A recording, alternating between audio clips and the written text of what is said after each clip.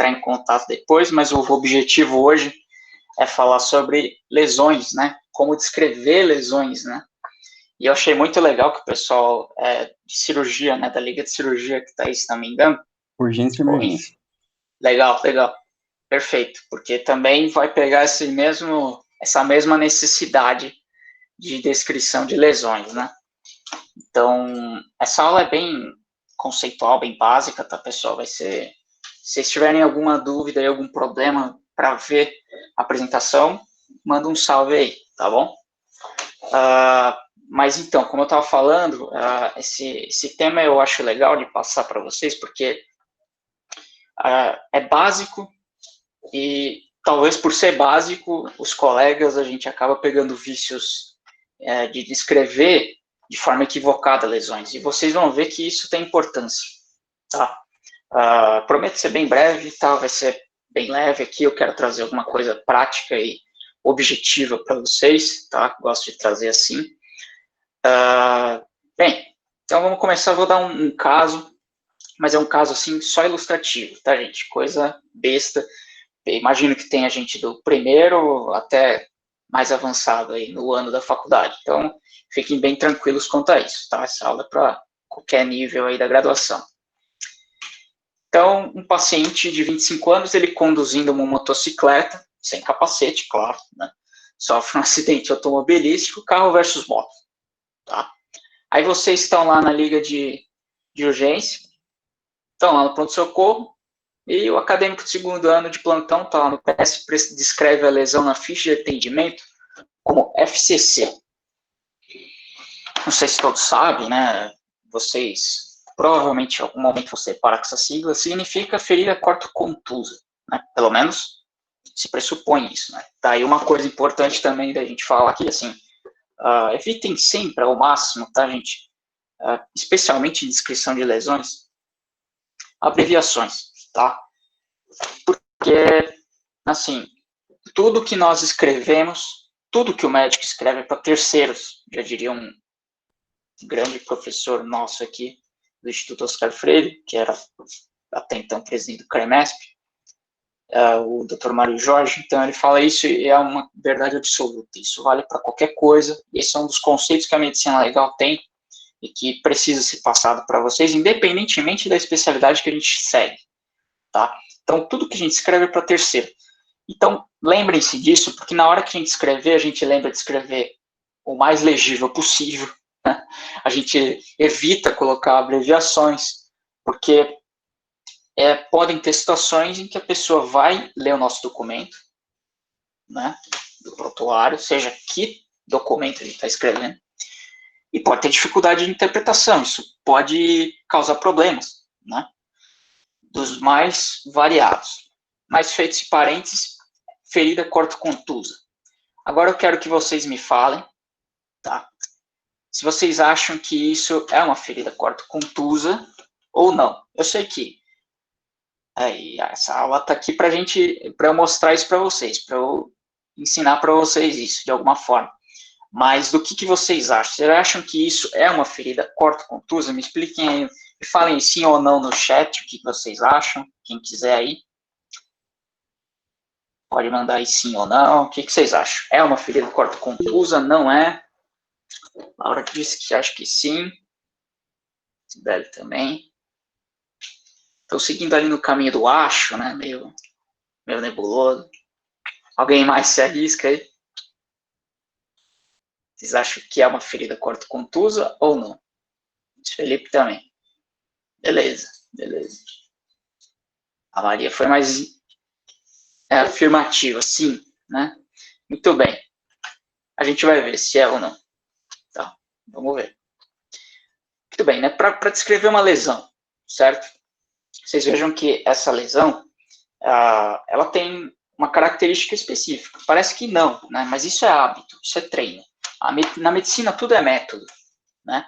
Método é ciência. A gente segue uma metodologia, né? A gente segue um padrão, uma linha de raciocínio.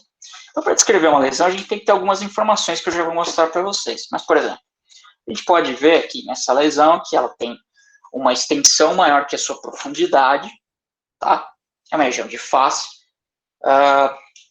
Então, por isso que ela está um pouquinho aberta, né? A gente tem que lembrar da anatomia, das linhas de força, os músculos, a musculatura da face é muito importante, né? Então, qualquer corte, por mais que seja pequeno, ele acaba aumentando, né, de tamanho por causa da tensão da musculatura e da própria pele, né? Que tem essa característica, ainda mais uma região de face. O que mais? Ela, assim, aí não está aparecendo, né? Mas tem uma característica sangrante, porque, afinal de contas, pegou região muito vascularizada, né? Quem já fez um corte aí na região da face, da cabeça, né? Quando criança aí sabe que sangra bastante, né? Tem borda lisa, regular, né? Tem um aspecto fusiforme, ou seja, esse formato, né, mais alongado, né? Tem ângulos agudos, concorda? Então, a gente descreve lesões com essas informações, tá? Então, por exemplo, a gente tem que falar uma coisa básica, localização, tá? Por quê? Lembre-se, de novo, vou repetir isso para sedimentar para vocês, tudo que a gente escreve para terceiros. Então, vocês pensem o seguinte, um prontuário que vocês escreveram pode chegar na minha mão como perito, tanto no IML como em outro lugar, um processo judicial X. Mais do que isso, tudo que vocês escrevem, tudo que a gente escreve no pronto-socorro, outro colega vai ver em algum outro momento. Vamos supor, numa passagem de plantão. Certo? Então, ele tem que saber onde está. Então, você tem que descrever. Olha, por exemplo, nessa aí está em face direita, certo? Então, você já tem uma localização básica. Você não precisa ser tão minucioso. Na medicina legal, a gente tem que ser muito preciso. Né? A descrição de lesão para a gente é fundamental, porque faz toda a diferença. A morfologia dessa lesão, então, tem um aspecto fusiforme, como eu falei para vocês, essa lesão. Né? Tem uma morfologia, a forma dela é fusiforme. Podemos falar assim, né? Que mais? As bordas, né? Como é que são essas bordas? Elas são lisas, regulares. A extensão dela é maior que a profundidade ou não? Certo? Como que é essa diferença entre extensão e profundidade dessas lesões? Dessa lesão, no caso, né? Comparando entre si. Vocês vão ver que isso ajuda a gente a diferenciar. É muito sangrante, é pouco sangrante, também ajuda a diferenciar. Tem presença de corpo estranho, né? Por exemplo, a famigerada lesão por arma de fogo. O projétil é um corpo estranho, né? Só que, obviamente, que raramente a gente vai ver lesão por arma de fogo que tem ali o projétil no local onde ele entrou, né? Mas entendam, esse é um exemplo mais fácil de vocês entenderem o que eu quero dizer em relação ao corpo estranho. Sujidades também, às vezes tem lesões que tem sujidade, tem areia, terra, enfim, tudo isso é corpo estranho, né? Então, esse seria um esquema básico, assim, de como descrever lesões, né? A gente tem que ter em mente esses parâmetros básicos, tá? Então, o que eu vou falar para vocês, eu vou falar de lesões, assim, tendo em vista lesões específicas que vocês vão ver bastante, né? Independentemente de seguirem a perícia médica ou não. Tá? Tô falando aqui pensando em vocês como generalistas, em pronto-socorro, enfim. Então, as lesões que a gente vai ver aqui, que eu vou trazer para vocês, são lesões causadas por agentes físicos mecânicos. Vamos lá. Agentes, entenda-se por instrumentos. Sinônimo, tá? Equivalente. Na medicina legal a gente fala assim, lesão é causada por um agente ou um instrumento. Físico, certo? Pode ser calor? Pode ser calor. Pode ser radiação? Também é agente físico. Só que nesse caso a gente está falando dos agentes mecânicos. Então, instrumentos. Um pedaço de pau, uma foice, enfim. Entende? Agentes físicos mecânicos. Tá? Que exigem uma força mecânica para ser aplicada, causando uma lesão. Certo? Então, a gente tem alguns tipos. Por exemplo, a gente tem agentes perfurantes. a gente tem agentes cortantes. E observem essa terminologia, tá? Porque isso é importante na hora de descrever lesão. Confunde. A gente tem agentes lacerantes, certo? E agentes contundentes, tá?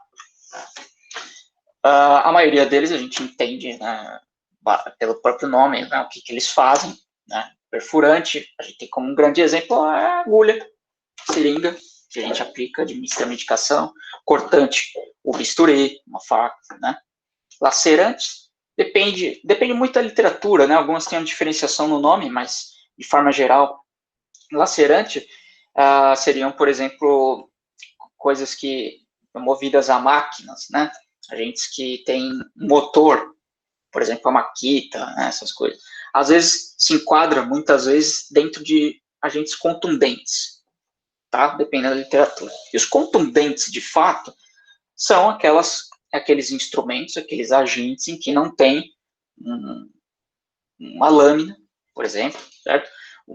Um taco de beisebol é um agente contundente, ele não tem ponta, ele não tem nada, né?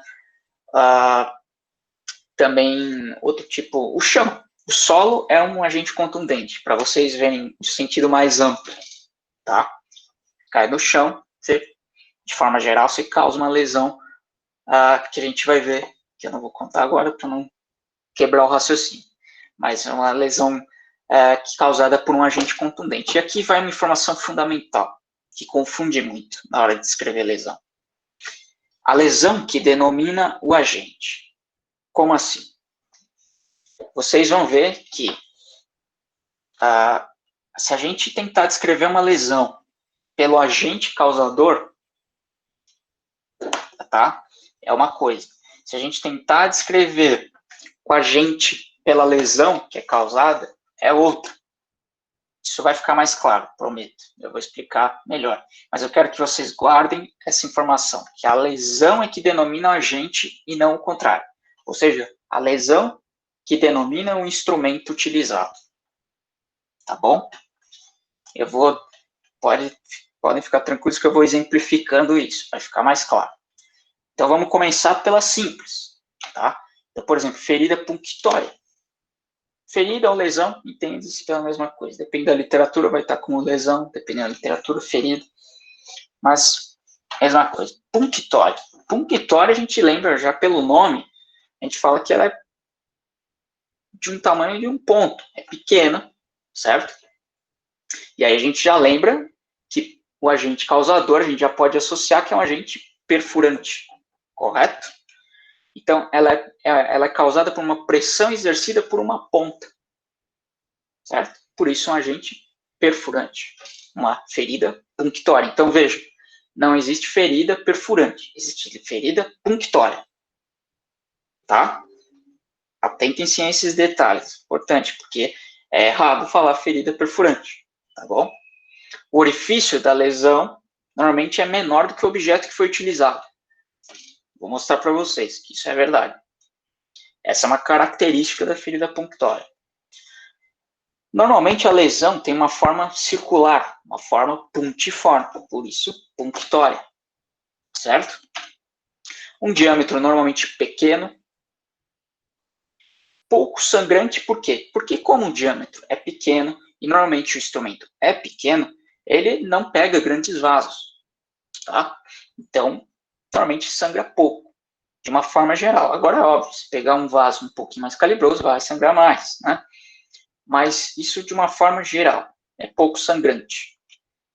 E a profundidade é maior que o diâmetro da lesão, né?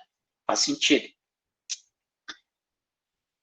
Exemplo, a nossa famosa punção, seja para administração de uma medicação, seja para colher algum exame laboratorial, certo? Hematológico. Essa é uma ferida punctória. Veja que ela é pouco sangrante, ela tem um diâmetro pequeno, até que vocês estão vendo que foi aumentado, né? A imagem. Então, ela tem um diâmetro pequeno, a profundidade é maior que a extensão da lesão, certo? Maior que o diâmetro dessa lesão.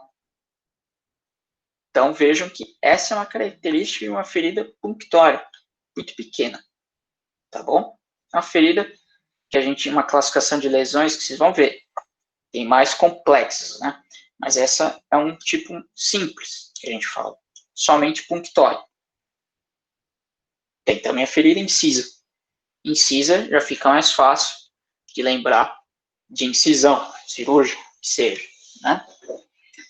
Então, a gente já sabe que um agente, um instrumento, é cortante, né? Então, não existe ferida cortante, existe ferida incisa e o agente é cortante, instrumento cortante, certo?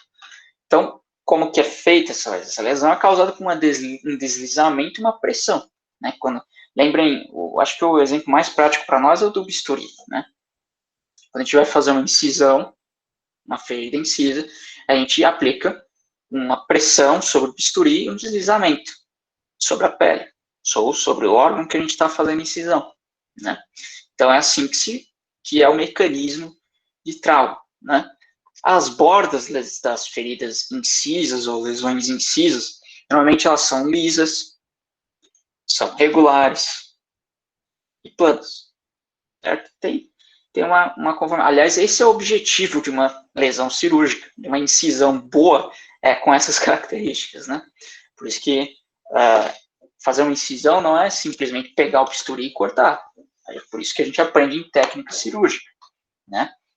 A forma de introdução do bisturi perpendicular, desliza em 45 e sai perpendicular, tudo isso para ter uma característica simétrica, né? Alguns autores até diferenciam a lesão cirúrgica, colocam esse nome como cirúrgica, dentro das feridas incisas, por causa dessa característica especial. Mas, de uma forma geral, é uma ferida incisa, tá? Que a gente faz na cirurgia. E ela tem um aspecto, né, uma ferida linear, tá? E tem ângulos agudos. Quem tiver com uma memória boa aí vai lembrar de uma lesão aí que eu acabei de mostrar, né? Uma profundidade menor que uma extensão dela. Então, no nosso caso, é uma ferida incisa, tá bom? Não é um FCC. A gente vai ver o que é um FCC. Então, isso é uma ferida incisa. Bordas regulares, acredito em sangrante, veja que foi limpado aí na face do indivíduo. Tem uma extensão maior que a sua profundidade, tem ângulos agudos, certo? Tem uma característica linear, tá bom? Ferida incisa, ok? Feridas contusas. Aí vejam que é outro tipo de ferida simples, né? Com um mecanismo só. As feridas contusas, elas têm algumas características diferentes. Por exemplo, elas fazem um certo processo que envolve o processo inflamatório que a gente aprende na patologia, inclusive. Tem a rubefação, tem vários tipos de feridas contusas, né? A rubefação é uma delas, tumefação é uma delas, equimose, hematoma, né, que confunde muito, lesão lacerada, tá? Lesão contusa aberta. Eu vou falar de cada uma delas para vocês. Então, vamos lá por ordem, né? E a lesão abrasiva, que seria a escoriação. A lesão lacerada, já adiantando, seria uma lesão daquelas de uma linguagem para explicar, que rasga, ou seja, aquelas lesões catastróficas de pessoas com cabelo comprido, acontece muito na região norte, às vezes, como o pessoal, às vezes, dependendo da região, usa muito barco, às vezes o cabelo prende no motor, e aí faz puxa, né, o motor puxa o cabelo e causa um escalpelamento, né? Isso é uma lesão lacerada, arranca, né? Horrível, né? Mas enfim, só para exemplificar vocês do que seria uma lesão lacerada. Isso daqui, vocês vejam que tem um formato de, aceitem como um chinelo, vamos pensar assim, né? Aquela coisa de briga de irmão, né? Toma aquela chinelada e tal. E fica aquela marca no local, tal, vermelhidão, né? Tem uma reação inflamatória rápida no local. Questão de minutos, 10 minutos, já sumiu. Isso é rubefação. tá? Isso é uma lesão que é difícil, às vezes, por exemplo, a gente no IML, o legista do IML, ele vai lá e às vezes questão de briga, assim, no exame de lesão corporal, só que, assim, eu tomei uma chinelada, né? Mas aí vai examinar, não tem, né? Não tem nenhuma lesão, não tem marca, porque foi mais brando, vamos dizer assim, né? Então, fez o processo inflamatório no local e sumiu. Então, a gente não tem como descrever o que a gente não vê. Na medicina legal, a gente trabalha dessa forma. A perícia médica é um raciocínio completamente diferente da medicina assistencial. A gente usa o lema do visum et repertum, ver e reportar. O que não tem, a gente não pode escrever. Tá? Isso é um conceito básico em perícia médica, tanto na medicina legal criminal como em qualquer outra. Tá? Só fazendo uma contextualização para vocês. Então, isso é uma característica de rubefação. Some. Depois de 10 minutos, isso some. Agora, se o irmão lá vai lá e bate mais forte, vai causar uma reação inflamatória maior. Você veja que tem ali, tem um processo inflamatório mais intenso, com até edema no local, né? Que faz a gente lembrar da patologia lá no começo, né? É a mesma história, é o mesmo raciocínio. Então, isso é uma tumefação. Certo? É uma lesão contusa também, tá? Isso aqui, às vezes, é mais fácil de você ver, não só na perícia, mas no próprio pronto-socorro mesmo, né? Agora, se você bater mais forte, né? A gente vai aumentando o nível de complexidade. Né? Vocês vejam que tem duas lesões contusas, tudo estamos falando de lesão contusa, mas são diferentes, certo? Uma é equimose. Por quê? Eu vou explicar. A equimose, uma forma fácil de vocês entenderem é o seguinte: tem extravasamento de sangue para o extracelular, tá? Aliás, para o extracelular sai do vaso com a lesão, com ruptura capilar e tudo mais. Então, essa hemoglobina fica no interstício. Não é uma quantidade absurda de sangue. Forma uma equimose. É limitado no local. Não infiltra tecido, tá? Diferentemente do hematoma. O hematoma é uma quantidade de sangue maior, vasos um pouco mais calibrosos, ou uma quantidade maior de vasos, mesmo de pequeno calibre, se rompem e causam uma coleção de sangue. Isso é um hematoma. Hematoma é coleção de sangue, em qualquer lugar. Nesse caso, numa região de braço, né? E o hematoma tem algumas características que ajudam a diferenciar. Por exemplo, você pega, se esse indivíduo fica com o braço, né, suspenso, esse hematoma tende a descer, né? Então, por quê? Porque esse sangue ele está colecionado, ele vai abrindo o subcutâneo e vai expandindo. Por a função da gravidade ele cai. Equimose não, tá? Uma coisa que eu já aproveito para falar, que é uma coisa de interesse de estudo da medicina legal, né, que é a coloração, né?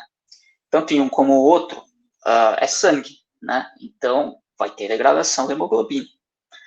E a diferença de coloração, ela segue uma cronologia básica da degradação da hemoglobina. Nada além disso que a gente aprende na bioquímica, mas que Legrand, que foi um médico legista francês, ele descreveu o chamado espectro equimótico,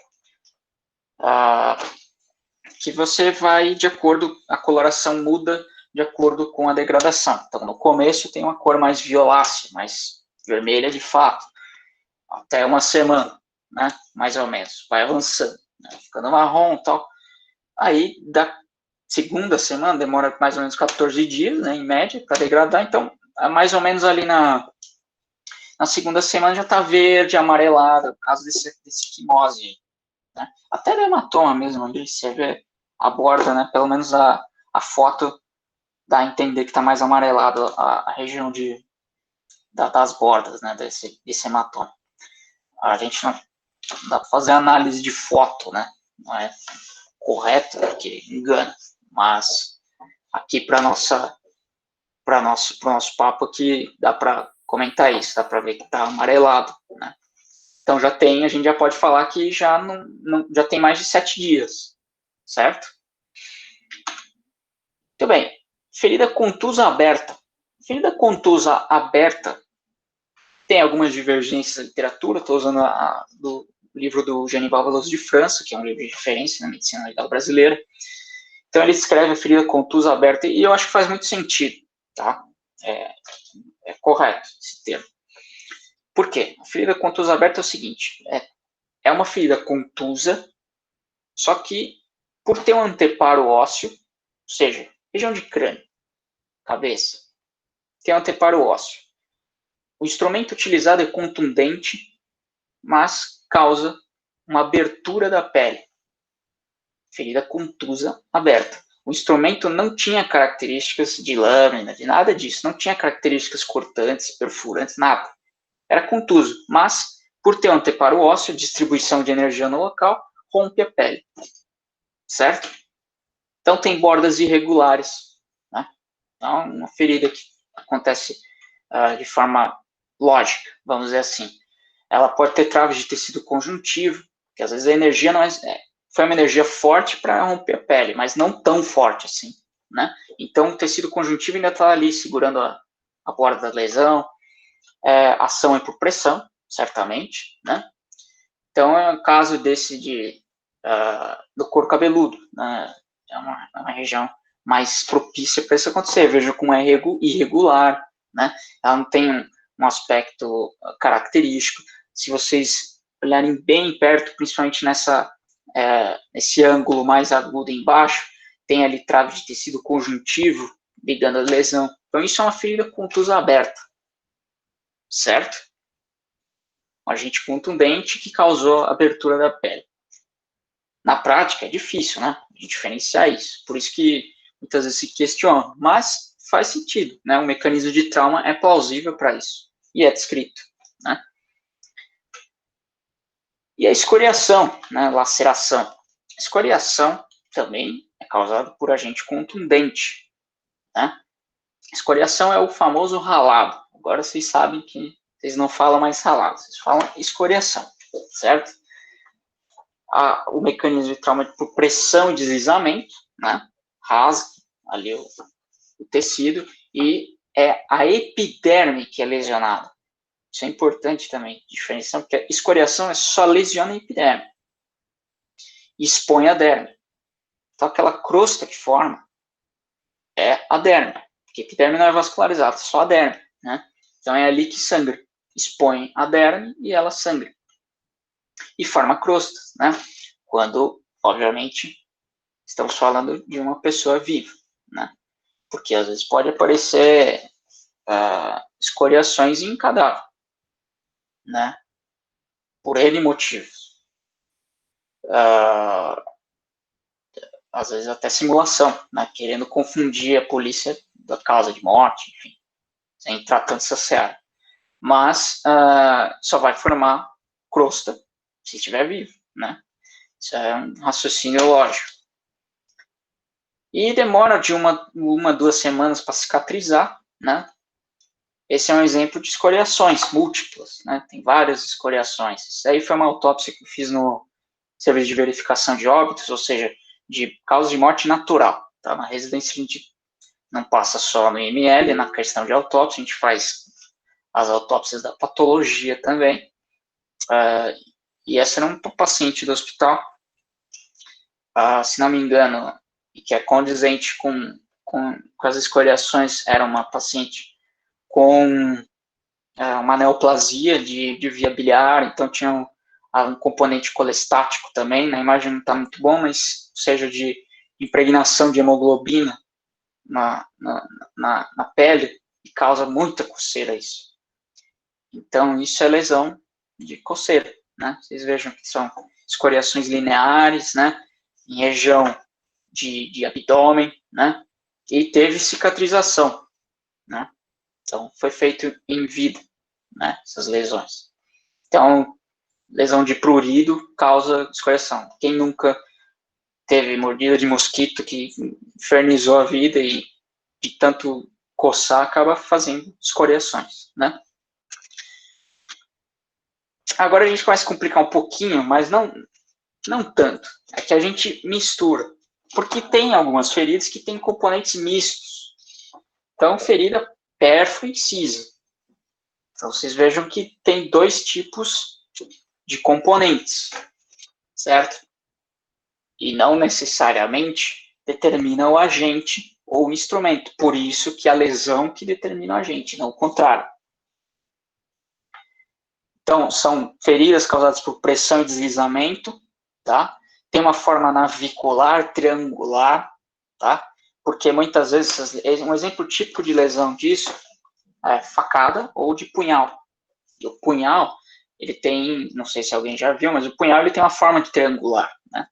Ele tem uma característica perfurante e cortante, ele tem lâmina. A faca não, né? A faca, isso aliás é uma diferenciação. O punhal é uma arma, é classificado como uma arma mesmo. A faca, não, a faca é uma arma eventual, ela é um instrumento de cozinha, enfim, né? De caça e tal.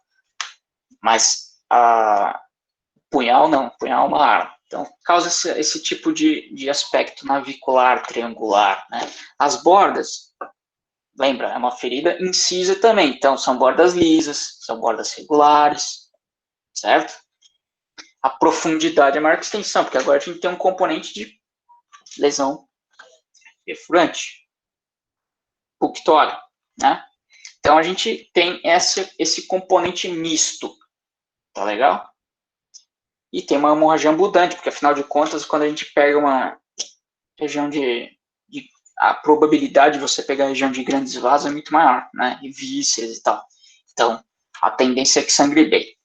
Essa imagem que eu trouxe para vocês não é tão a melhor de todas, assim, porque confunde um pouco com a incisa, mas para vocês verem, né, que tem uma profundidade e a característica é muito semelhante, né?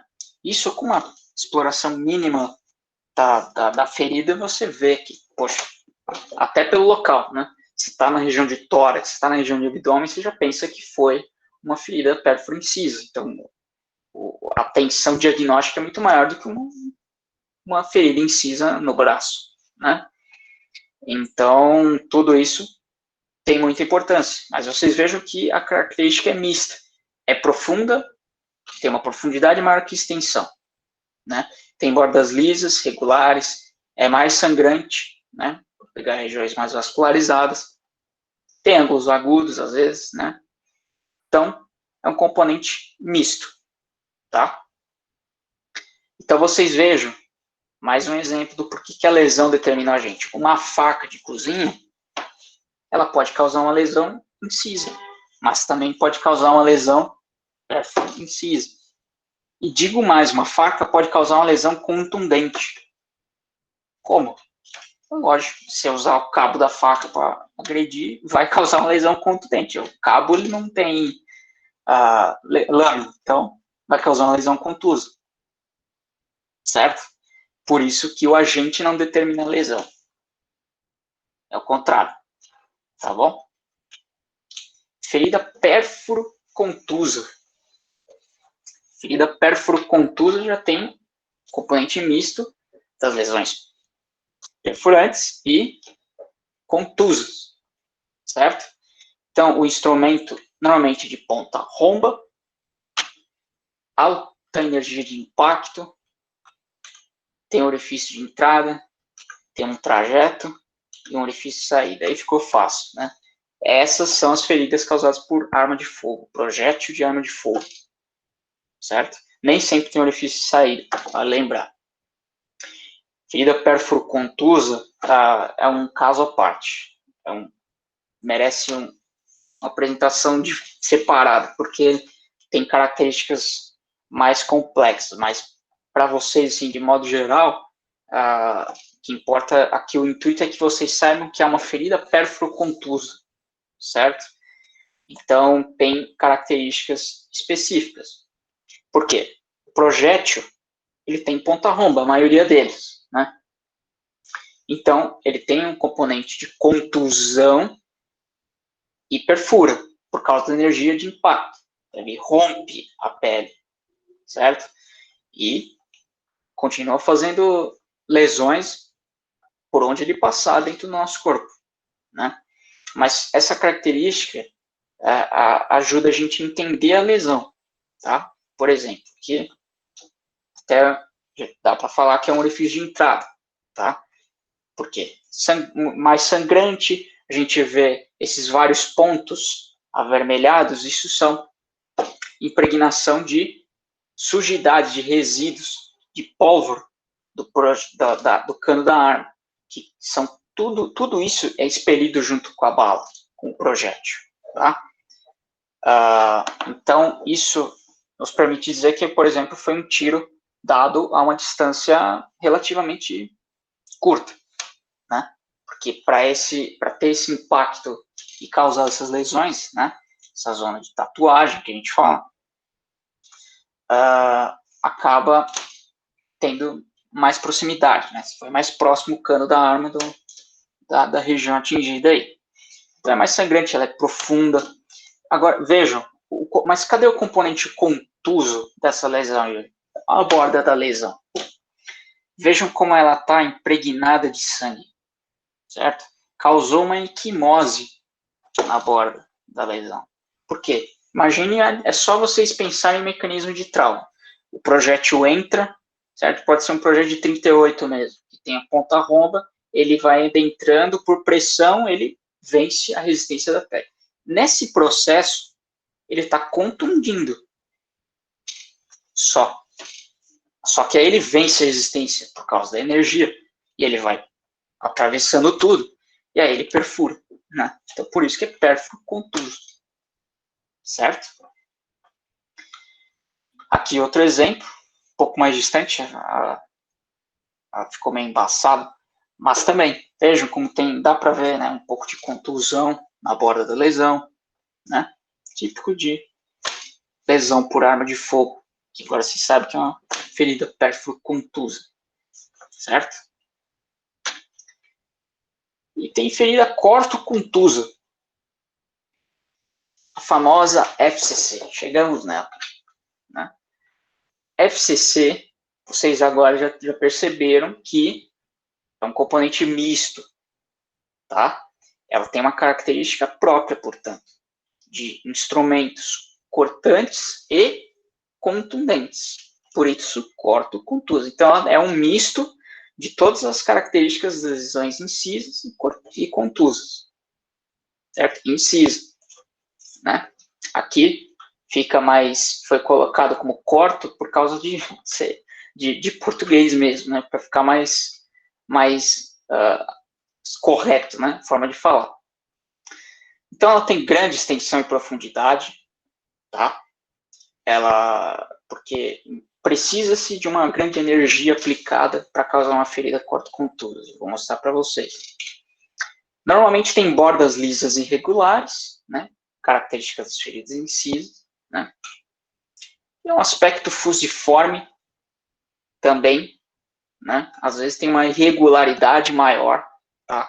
É difícil de você olha para vocês vão ver, vocês olham para uma ferida corto-contusa e vocês têm dificuldade, porque você não sabe de onde que rompeu, principalmente quando pega anteparo ósseo, lesão óssea. E que é muito comum, ferida corto-contusa ter lesão óssea também, tá? E não poderia ser diferente, o componente contuso, né, tem contusão das bordas. Então a gente pode ver isso, né? Isso tudo é característica dos instrumentos. Exemplo clássico de ferida corto-contusa, que até a gente nem pensa. O machado. O machado é um instrumento com essa característica, certo? Ele não foi feito para cortar fácil, que nem uma faca.